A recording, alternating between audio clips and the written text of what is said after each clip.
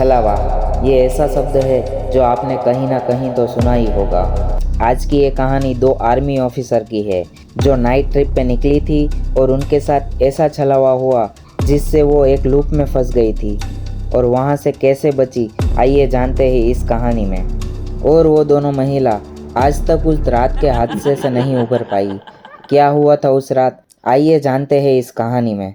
नमस्ते दोस्तों, मैं हूँ आपका होस्ट और आप देख रहे हैं स्टोरी टॉक 4K।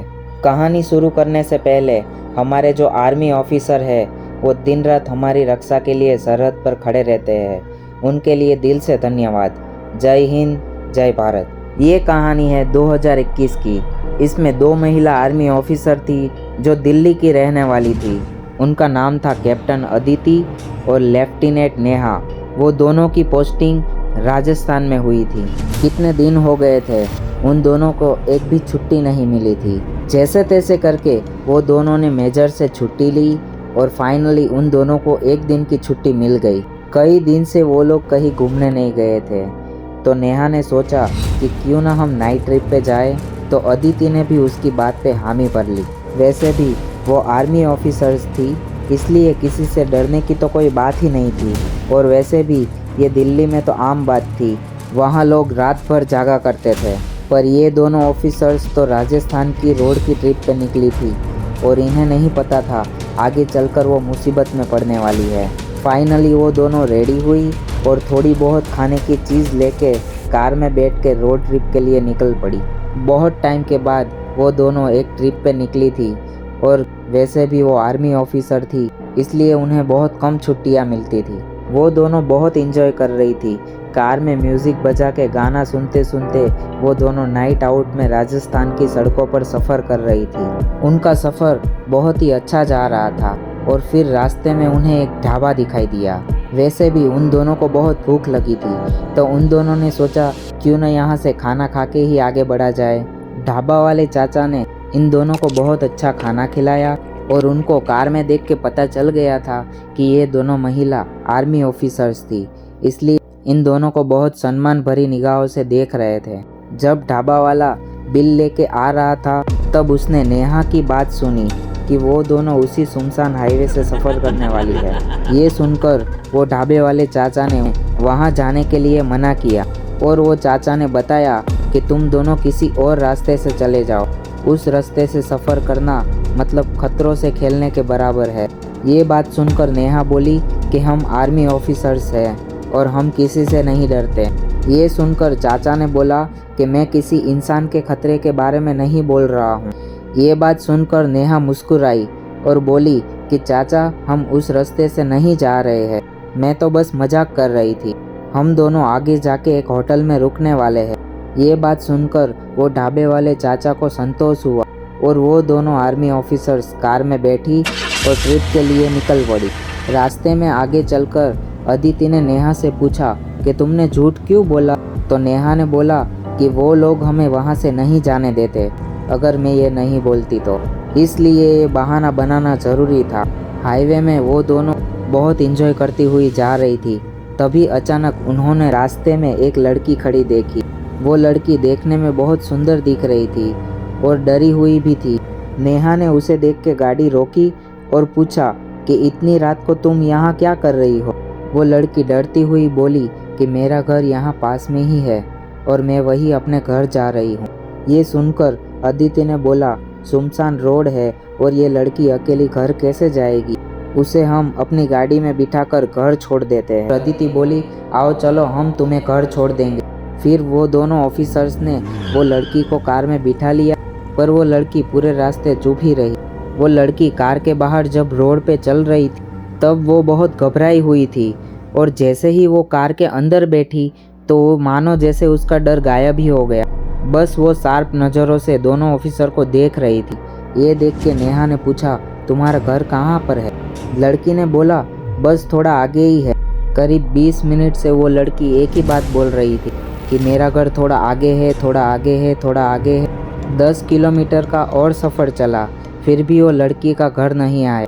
और फिर अचानक वो लड़की बोलती है, गाड़ी घुमा के पीछे लो, मेरा घर पीछे छूट गया है। नेहा ने फिर उसी रास्ते पर गाड़ी घुमाई और रिवर्स में पीछे ली। जैसे ही 1-2 किलोमीटर गाड़ी चली, अचानक उसी रास्ते पर वहाँ पे झोपड़ी दिखाई दी। हैरान कर देने वाली बात तो ये थी कि पहले वो इसी रास्ते से गुजरे थे, तभी उन दोनों को यहाँ एक भी झोपड़ी नहीं दिखी थी। वहाँ आसपास कोई नहीं था। वहाँ बीच में एक सिर्फ टूटी हुई झोपड़ी थी और आसपास गहरा अंधेरा था। वो लड़की कार में से उतरी और अदिति से कहा कि तुम भी मेरे घर चलो। ये सुनकर अदिति को न जाने क्या हुआ। वो लड़की के साथ धीरे धीरे उस झोपड़ी की ओर बढ़ रही थी। वो जैसे ही झोपड़ी के पास पहुंचने वाले तो अचानक झोपड़ी का दरवाज़ा खुला और झोपड़ी के अंदर से एक बूढ़ी दादी बाहर आई। वो बूढ़ी दादी दोनों आर्मी ऑफिसर्स को घूर के देख रही थी। नेहा कार के पास ही रुकी हुई थी। वो बस उन दोनों को वो झोपड़ी की तरफ जाते हुए देख रही थी। वो लड़की ने वो झोपड़ी का दरवाज़ा खोला और अदिति से कहा कि तुम भी मेरे घर के अंदर जाओ। अदिति को वहाँ बहुत नेगेटिव वाइब्स आ रही। उसने ये देखा कि वो लड़की बार बार उसे घर में जाने के लिए कह रही है। ये देख के दादी माँ जो अंगने में खड़ी, वो इन दोनों को देख के अचानक अजीबो आवाज़ में ज़ोर ज़ोर से हंसने लगी। ये देख के अदिति बहुत डर गई। नेहा जो कार के पास खड़ी थी, उसने चिल्ला के अदिति से कहा, अदिति भागो। और अदिति जल्दी से कार में आके बैठ गई और नेहा ने कार स्टार्ट की और वो दोनों वहाँ से स्पीड में निकल गए। करीब 10 मिनट से वो वही स्पीड से गाड़ी चला रही थी और वो दोनों ऑफिसर्स ने राहत की सांस ली। हैरान कर देने वाली बात तो ये है कि वो दोनों वहाँ से भाग रही थी, तब वो लड़की और उसकी बूढ़ी दादी अदिति और नेहा को रोकने की कोशिश भी नहीं की थी। 10 मिनट सफ़र के बाद उन्होंने फिर से रास्ते में वही झोपड़ी देखी और वहाँ लड़की और उसकी दादी खड़ी थी। ये देख के दोनों ऑफिसर्स दंग रह गई। ये देख के नेहा ने वहाँ से फिर से गाड़ी स्पीड में चलाई और थोड़ी देर बाद फिर वो वही जगह पे पहुँच गई। नेहा समझ चुकी थी कि वो दोनों किसी बहुत बड़ी मुसीबत और किसी लूप में फंस गए हैं। फिर तभी अचानक कार के पीछे से आवाज़ आया कि मुझे घर जाना है, मुझे घर छोड़ दो। ये डरावनी आवाज़ सुनकर तभी अदिति ने ऊपर वाले मिरर से पीछे देखा और वो देख के दंग रह गई, क्योंकि वो लड़की पीछे ही बैठी थी।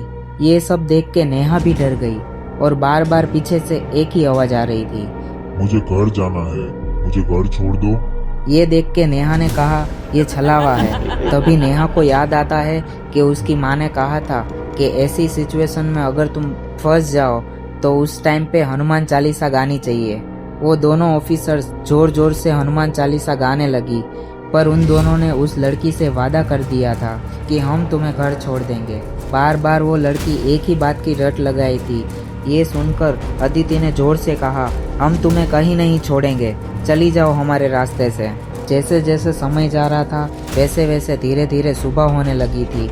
ये देखकर नेहा ने राहत की सांस ली और सुबह होने तक उन दोनों ने हनुमान चालीसा का पाठ किया। सुबह होते होते उन दोनों की हालत खराब हो गई थी। उस हादसे से वो अभी उभरे ही थे।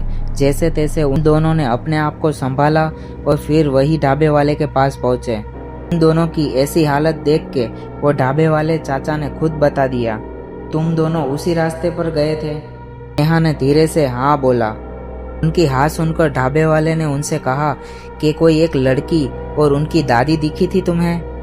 बात सुनकर दोनों दंग रह गई कि ये बात ये ढाबे वाले को कैसे पता चली। तब ढाबे वाले ने वो लड़की की रियल स्टोरी बताई। आज से कुछ साल पहले एक लड़की जो मेहनत करके जो अपने परिवार का पेट भरती थी, वो लड़की के परिवार में उनकी मम्मी, उनके पिता, उनका छोटा भाई और उनकी दादी माँ रहती थी। लेकिन एक दिन उसे काम के चक्कर में थोड़ा लेट हो गया था और वो उसी हाईवे से घर की ओर जा रही थी और उसी रास्ते पर एक राहगीर जा रहा था। उस राहगीर ने बोला, चलो मैं तुम्हें घर छोड़ देता हूँ, और वो लड़की मान गई और उसकी कार में बैठ गई। पर वो लड़की को कहाँ पता था कि उस राहगीर के मन में खोट भरी है। उस राहगीर ने वो लड़की के साथ गलत काम किया और उसे मारकर वही जंगल में फेंक दिया। लड़की के घर वाले पूरी रात राह देखते रह गए, पर उनकी लड़की घर वापस नहीं आई। सुबह होते ही उनके घर वालों को पता चला कि एक लड़की की लाश मिली है जंगल में से। ये बात सुनकर थोड़े टाइम में उनकी दादी भी गुजर गई, क्योंकि दादी को अपनी पोती से बहुत लगाव था। पुलिस केस हुआ पर कोई सबूत नहीं मिला, इसलिए केस भी क्लोज हो गया। फिर वो लड़की के माँ बाप और उसका भाई दूसरी जगह शिफ्ट हो गए। ये कहानी सुनकर उन आर्मी ऑफिसर्स की आंखों में आंसू आ गए और वो दोनों समझ गई कि उनके साथ ऐसा क्यों हुआ था। वहाँ के लोकल्स लोगों का कहना है कि आज भी वो लड़की वो हाईवे पर लिफ्ट मांगती है। तो मोरल ऑफ द स्टोरी आपको इस कहानी से ये सीखने को मिलता है कि अगर कोई आपको ये बोल रहा हो कि उस जगह पर मत जाओ, प्लीज़ आप उस जगह पर ना जाए, क्योंकि ये दोनों आर्मी ऑफिसर्स थी और इन दोनों का ऑरा भी अच्छा था, इसलिए ये दोनों बच गई। शायद आप अपना बचाव करने से पीछे रह जाए, इसलिए आप अपने कुल देवी देवता की पूजा कीजिए, क्योंकि वही आपकी रक्षा करेंगे। अब यहाँ तक आपने ये वीडियो देख ली है तो प्लीज़ स्टोरी टॉक 4K को सब्सक्राइब कीजिए, क्योंकि ऐसी ही अवेयरनेस वाली वीडियो हम आपके लिए लाते रहेंगे। आप हमें कमेंट सेक्शन में बताएं ये दोनों आर्मी ऑफिसर्स की कहानी आपको कैसी लगी, और नए हो तो चैनल को लाइक करें, शेयर करें, सब्सक्राइब करें। शुक्रिया।